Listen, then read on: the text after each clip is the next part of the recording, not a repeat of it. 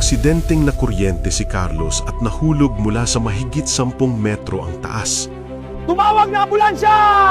Isinugod siya sa ospital ng kanyang asawa at lumuhod ito habang umiiyak at nananalangin. God, wag mo po siyang kunin sa akin. Biglang iminulat ni Carlos ang kanyang mga mata at ang kanyang kaluluwa ay lumabas sa kanyang katawan. Bumalik siya sa nakaraan at nakita niya ang sarili na walang tigil na nagtatrabaho para kumita ng pera araw-araw.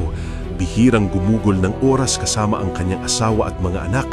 Isinantabi ang Biblia at hindi na siya nagsisimba. Lord, patawad po. Bigyan mo pa ako ng isa pang pagkakataon. Mula sa araw na yon, ganap na nagbago ang buhay ni Carlos. Sa wakas ay naunawaan niya na ang pinakamahalagang bagay ay hindi ang pera, kundi ang mamuhay, mahalin ang mga taong mahal mo at sambahin ang Panginoong lumikha.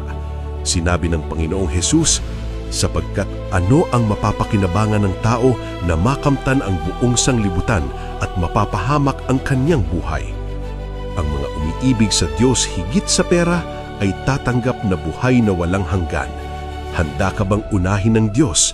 Mag-iwan ng amen at ishare ito para mas marami ang magusing.